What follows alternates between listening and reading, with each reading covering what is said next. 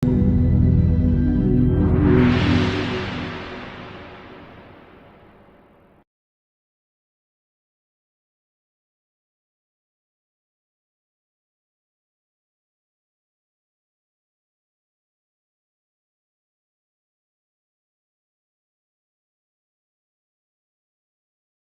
welcome you all to Execute 4.0, and this is the second day. And today we are having with us our keynote speaker, our chief guest, Mr. Monce sir. Sir, thank you so much for coming here. Thank you so much, Arnav. Just a quick shout out to the entire ECell DTU team. They've been working super hard on this and super excited and really looking forward to this.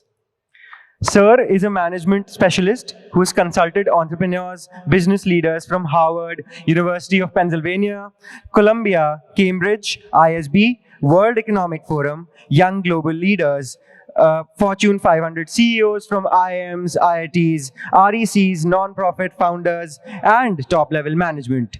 His prior initiatives include heading the marketing and research function for the Indian Venture and Alternative Capital Association at the age of 24 years only. You can read more about his journey at monceabraham.com, and let us begin with the session. So, sir, thank you so much again for coming. We have a lot of participants here who are from the tech background, who are pursuing on the entrepreneurial journey. They want to build a startup of their own. Many of them also want to go into the management consulting field. So definitely you're one of the best people to have in here. So let's begin. So the first question which comes to everybody's mind when they're starting out, definitely in college, is that how can students transition from ideation to execution when starting their own venture? Thank you, Arnav. First things first, it's really commendable that during your college years you're already exploring avenues in terms of startups, entrepreneurship, all these things. Let me tell you one thing: the earlier you start in terms of diving in and trying to understand the various components of company building, there's nothing like it. Definitely, time is on your side, which means that even if you were to really have a few strikes before you, strikeouts before you strike gold, that's also really good for you. So in terms of, really going from college to really setting up your business, right? The first things first is, be part of all the wonderful clubs, right? Like DTU has a wonderful entrepreneurship cell. So similarly, in your own institutions or seek outside, right? Try to really mingle with all the kind of different team players who could be part of your team, who currently have the mindset and are building their own skill sets, right? So someone would be working on the coding part of it, someone would be building skill sets in the marketing part of it, someone would be there in terms of figuring out the finance part of it. You might have a friend who's probably skilling out on the legal side of it, right? So all the different components which go into really building a startup or a business, try to meet as many people, try to be part of as many avenues where you can really get exposure to all those things. And then the next thing is, obviously, if you feel that there's a problem that you spot early on, really going out and talking to a lot of people, see if you can build something which really solves the problem out there. And then the stage is really building an MVP and all those things, right?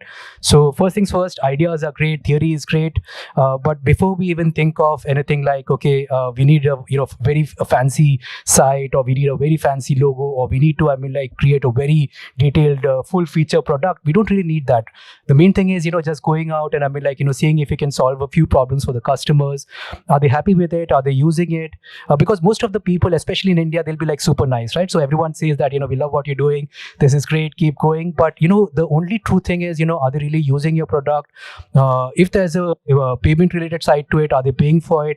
Or have you optimized for getting advertisers on your site and all those things, the different revenue models and all those things, right? And then if you feel that this is something that is working for you, then getting on to the next stages in terms of really building out the product further, trying to get a entity in terms of transitioning from just a startup on paper to maybe even exploring how do you really set up a company and all those things. So that would be the starting stages. But again, wonderful to see the different kind of minds already applying themselves already in college.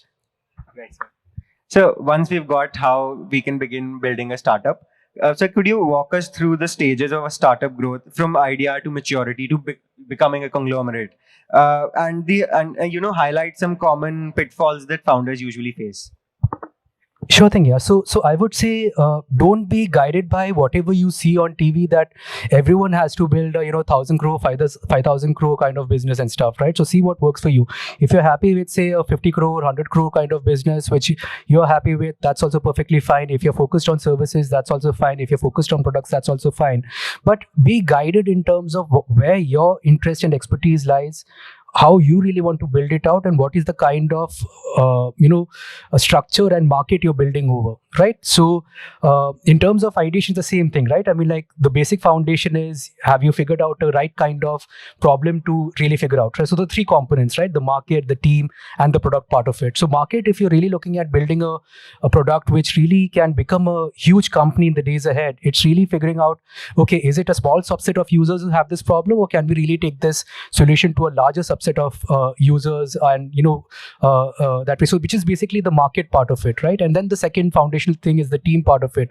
So are you building a team where again you are able to have a healthy discussion in terms of not everyone agreeing with you, but you're able to really ideate cross functionally, right? That's super important when you're building a good product, because if everyone is has the same skill set, everyone is saying yes all the time, I mean, like eventually the no will come from the customer side, right? So the I think is really ideating, really debating, really building a strong product. Actually plan for failure. So before you go to the market, you have to make the product fail within the office at least 10 times, right? So ठीक है, क्योंकि customer जो है उनके पास attention span, they don't really have a lot of attention span. Once the product is in front of the customer, they might give it one chance or two chances, but if your product doesn't really work for them in that one or two chance, then I mean, like it's very difficult to again get that attention again. So make sure that you're really tackling all the weak points in the office itself before you even get in front of a customer. And then the next stage is, again, like I said, choose, be very mindful in terms of if you're really looking at the fundraising part also. So if it's a service-based business, it's very difficult to, I mean, like until you get to a stage of at least 200 crores or 300 crores and so on and so forth to really, I mean, like raise funding, right? So if you're building because we have some companies coming in just next month, they've hit, 22 crores and all. And now they're pivoting to the product part of it, simply because they understand that, it's very difficult to really raise funding and get to the next levels of 1,000 crore or, 2,000 crore kind of gameplay. So again, but if you're happy with that kind of thing and that's what you're looking for, that's perfectly fine, right? You don't have to do the same thing that everyone on TV is doing or what you're being sold, right? So if you're happy with, 20 CR, 50 CR, 100 CR, that's also perfectly fine.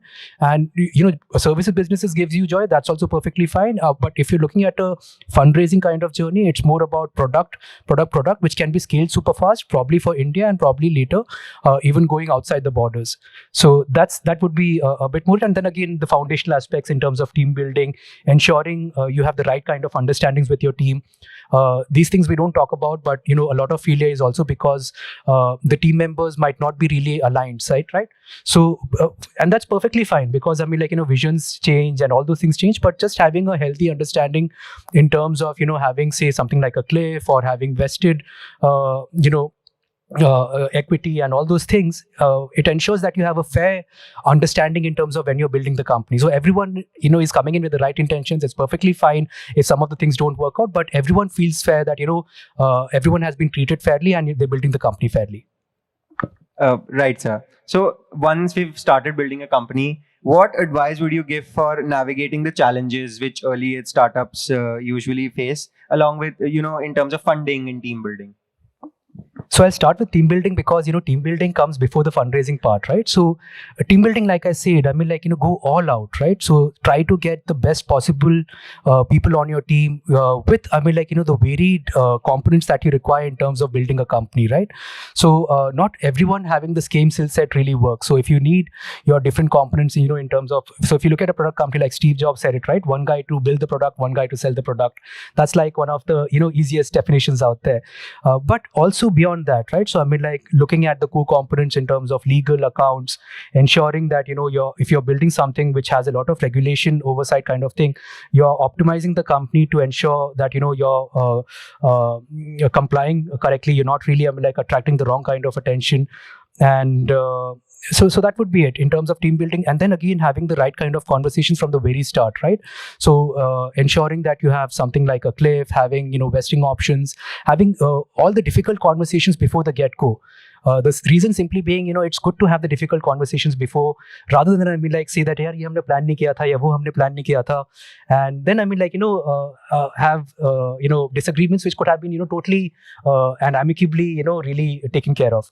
In terms of fundraising, I would say the fundraising, the best thing which works for your company is this the early stage traction, right?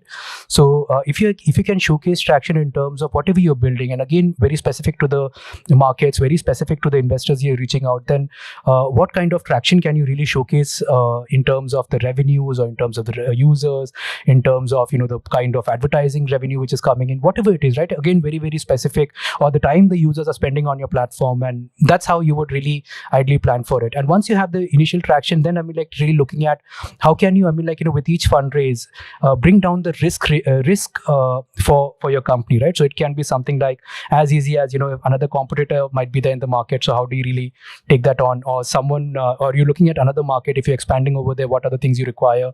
So all those different things which are there. Right, sir. Another buzzword which is very popular in the startup ecosystem is innovation. So, sir, how do you define innovation in the context of startups, and what strategies can founders use to foster an innovative culture in their own team? So innovation, I would very loosely define as anything and everything which makes things better, right? So it can be a process innovation, it can be a business model innovation, it can be a product innovation, it can be something which might either augment the current offerings in the market, or it might totally disrupt what's already there in the market. So anything and everything which makes things better via the different functions, I would say that that would be innovation of its kind. In terms of really looking at building an innovative culture and building that innovation mindset, I would say we don't really have to work super hard on this. So if you, from the get-go, if you building the blocks correctly, so the first building block would be just hiring, right? So if you're building the team, the very first component which comes in the hiring part of it. So in the hiring part itself, if you get on board team members who are naturally curious, who are naturally problem solvers in their respective domains, right? So again, like I said, someone would be working on the product side of it, someone would be working on the business side of it, someone would be innovating on the finance side of it, someone else would be really looking at the legal structures and all those different things, right? So if you get on board problem solvers, that's like half your problem already mitigated, because you don't have to figure out, okay, if someone is already on the team, how do we make them more innovative? You've already got problem solvers on your team. And then the next thing is cross-functional exposure, because if you look at some of the best companies out there, these are people who are not working in silos, but they're working together to really help improve the product. So if it's a technical product also, you have inputs coming in from the sales team, marketing team, you have the business model also team looking at it, and this is all the initial stage before you even put together the company, right? So the cross-functional discussions and transparency and the collaboration part which is there, that's something which you have to really work hard on. And giving a sense of fairness, treating everyone well, not going by hierarchy. So you would have heard of principles like someone who's like super junior on the team, you ensure that they have the first go and then you speak last, right? And ensuring that you are not dismissing ideas simply because because of hierarchy, because best ideas can come from anywhere. And just ensuring also the practice of encouraging, say if some things don't go right, that's also perfectly fine, because that's how things happen in companies, right? So encouraging any kind of mistakes and all. So if you look at even Amazon, they have a policy that, okay, if an Amazon Fire doesn't work out, something like an Amazon AWS will work out. So just ensuring and ensuring merit wins over hierarchy, ensuring good team members, trying to get on board the best of the best guys on team, ensuring you have a good environment where people can speak freely, innovate freely, I think that would really help. Right. So you talked about Amazon. Amazon is a very large conglomerate in the tech industry. And in the tech industry, we have this upcoming technology called artificial intelligence and machine learning. So how are these two terms, AI and ML, reshaping entrepreneurship, and what opportunities does it offer for startups across industries? So artificial intelligence and machine learning is something which is now omnipresent, right? So you look at anything and everything, it is going to be shaped by AI. And one of the main things that you have to look at is how can you work with AI, not against AI? Because if you can work with AI, you become one of the few individuals or organizations who can survive despite AI being there. So AI is being used everywhere in startups, right? You look at content, it's omnipresent, be it something like Canva for design, or for coding, or if you have something for videos generation and all those things, it's there. For personalization, it's already there, where if you have an e-commerce platform, or if it's healthcare, or if it's entertainment, like Netflix, right? So based on your past watch list, it will be able to recommend some of the next recommendations which are there. And in terms of analytics and decision making also, it's really making, because it has the ability to really make sense of a lot of data in a very short span of time, which would be very difficult. So something which might take 6 months might take now only a week, or maybe even less. And ensuring that you become comfortable, and you don't have to do everything yourself, right? So again, just getting the right kind of people who are adaptive, who are problem solvers, who can start using AI, and just ensuring that you're able to do this. Having said that, just yesterday I had a conversation with one of the, and most of the legacy businesses are going to get impacted, right? So I had the conversation with one of the incredible entrepreneurs who's already built, a 5 CR on just one division, which is a legacy, services kind of thing. And we were having a discussion, okay, how can you productize and take it to something like a $10 billion play like a Canva? And he's being mentored by one of the former advisors to one of the richest families in India and all. So it is inevitable, right? So if there are legacy companies in the services business, where you can build a product where you can bring down the cost by say 95% or 99%, and you can democratize the access to products to not just the say someone who can afford a 1 CR to 10 CR kind of media ad, right? And you can bring down the cost and figure out animation and all those things. There's a lot of scope for a lot of things which can happen, and this is just one example which I've shared. But if you have something where you can really make something, bring down the cost, get the product in front of the customer, which the customer feels is superb value for the cost that they're getting at, now you have the chance to build something good. Thank you so much, sir. We're done with questions from our side. The questions are now open for the audience to ask. So once I have idea in my mind, how to brainstorm upon that? Is that idea validate for fundings and all? Is that a idea good for problem solving and sort of things? So any company which is being built, forget fundraising part of it, right? So fundraising, to theek hai, we can look at it, but the main reason why you should be going after a problem is you're building something for the customer, right? So are you really able to solve for the problem part of it?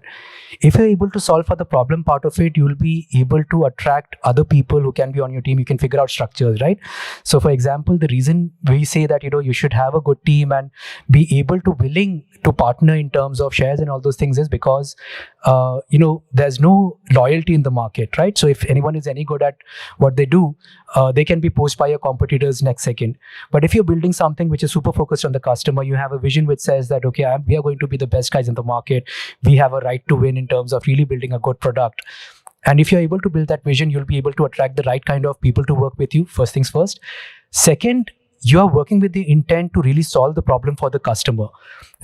If the customer validates by either usage of your product, and then you can again figure out revenue models and stuff. It can be either pay asking the customer to pay for it, or figuring out the advertisement revenue part of it, or whatever it is.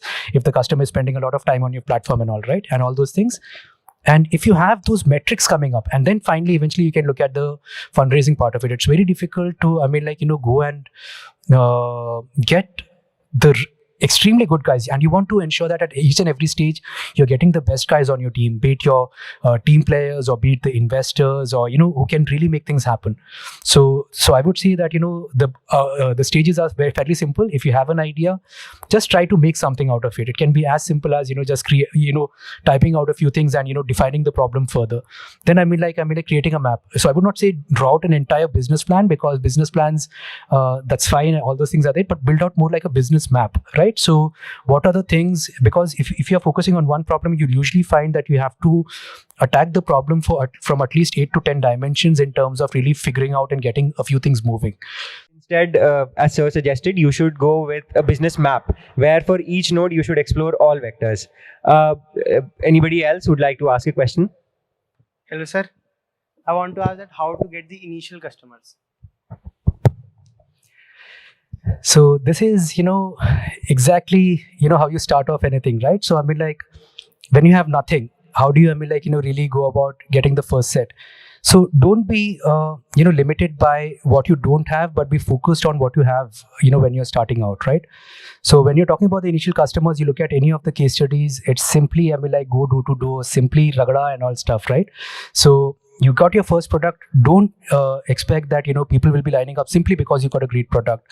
You have to ensure you get in front of your customers, you get your product out in front of customers, and there are multiple ways to do it, depending upon the product part of it, right? So if you have a product which is focused on a certain section of customers, try to figure out, if it's a B2B business, try to figure out who are the decision makers, what are the problems, what would be a good pitch to get in front of them, what are they willing to pay for, can you work out a model where they don't have to pay something outright, right? So, but at the same time, they're not risking any kind, if they have worries about privacy, or if they have worries about any kind of information or any kind of crucial information getting out, how can you basically bring down the worries of the customer in terms of giving you that initial trust, right? So if you have a product and there's already somewhere in the market, someone else in the market, how can you make it easier for them to just try it out? Is it a innovation on the business model where you say that, okay, here is something that you're paying for a fair bit, that's perfectly fine. We are here, we are doing something much better, but as a mark of goodwill to the customers, we are giving the first 6 months free, right? Or you really go after the first users. How can you empower the first users to become the ambassadors for your product? So if you look at something like Freeletics, right? So Freeletics is one of the platforms where you can actually have calisthenic workouts and all those things. So what they do is they've done some interesting stuff, and right now they're doing pretty well. I think it's a Europe-based company, right? So what they've done is, after getting the first initial set of customers, they have referral programs where they say that, if you have 5 or 6 people coming in because of you, you get your lifetime, Freeletics free. And which is interesting because you're going after the users who really value your product. So someone who actually uses it and they love it. And if people love your product, they're going to talk to their friends about it, because it's not, they're doing it, they're not getting any money for it, right? So they're simply getting a lifetime subscription. And if a lifetime subscription doesn't work for them, it's of no value to them. So figure out, how can you really create value for them to create that buzz, create that word of mouth. And then they also have other avenues where they actually promote some of the biggest users. So people who have gone through the transformations, right? So someone who might have, lost, I think, 20 pounds and, is pretty happy with the transformation. They'll say that, okay, this is the guy. They'll send it out to the entire subscriber network, which is a global network, saying that, okay, look at this case study. So making your users the stars, and they feel great about it. And then people say that, okay, here's a normal looking guy. He was able to put in some discipline, really, and this app really worked for them. Let me give it a try. It's hardly anything. I get a discount and all that stuff, and let me do that. So multiple ways to figure out. And if you're targeting something like a B2C, I would say, again, just grind, right? So if you hear about Mama Earth, how they started out, they actually went in front of departmental stores and they were giving out the first product samples. So don't worry about having everything at your disposal. Know that you need a flashy this or flashy that. Nothing at all. Everyone starts somewhere. Just get your product, build something good for the customer. That's non-negotiable. But all other things, it will keep getting better as you keep building and keep getting more people to join you, getting more capital into the company. So, sir, should family and friends be our first customers? You can try, and like I said, invite criticism and be able to work on that criticism. So FFF, or what we say, friends, families and fools, right? That's what we say. They're going to be your biggest supporters in the first days, but be very careful of the feedback coming in. So as soon as possible, try to move away from that circle, because in the early days, because they like you, they love you, they're definitely going to support you and all those things are there. But try to get to the real customers, who are really going to pay you and they don't know you, right? And that's going to be the biggest validation of your product per se. So initial customers, yes, in terms of getting the feedback, and ask them to be brutally honest with you. You say that, what doesn't work. Because this is the time, like I said, working within the company before you get in front of your first serious customer. Customer attention is like super limited, right? So you might get one chance and probably maybe a second chance, but rarely does it happen that you'll get a third chance. So the more things you're able to make and polish within internally before you get in front of your first customers, you work with your team, you work with your friends, you work with your family, and really ensure that you're working with the right mindset, that you're building this for a much larger base than your friends and family. And sir, our strategy should be profit first, or earlier we can face losses in the business? So I don't understand losses, right? So I always recommend that you try to figure out how can you extend the runway. And that's why I mean, like, it's wonderful to have all of you really working on, tackling problems whilst you're in college, right? Or because time is on your side, right? So simple sa cheez hai ki as long as there is money in the bank, your dream is alive. The time the money stops, I mean, like, you have to be like, super serious in terms of, what's real and what's not. So I would say focus on different ways where you can extend the runway and keep your dream alive for the longest time, and focus on, how is it that you're really going to make things work. And it's perfectly fine if you figure out a proposition where, you build a platform, say, where you have a lot of user activity, people are using it, you're obviously complementing it with other revenue channels, or you're figuring out the funding part of it. WhatsApp is a wonderful example, right? So WhatsApp, just I think 19 to 30 member team, $17 billion acquisition by Facebook. That's superb, and they still don't charge, right? But now they have something like a WhatsApp for business and all those things which are there. And so just be super focused in terms of, how you're planning for it, and how you're really going to extend the runway, keep the money in the bank. And there's no one way to it. So you might innovate and come out with something which no one has done in the world before. So just figure out different ways. How long can you keep your dream alive? Okay, sir. Thank you. Thank you so much, sir. Thank you, everyone, for asking questions. I hope the questions were able to cater to your needs, to the requirements which you have, and I hope everybody builds whatever they aspire to. Thank you so much again, sir, for coming. And I also thank the audience for coming and giving their time. Thank you so much. Thank you, sir. Thank you, Arnav. Thank you, ECell DTU team. Keep up the great work.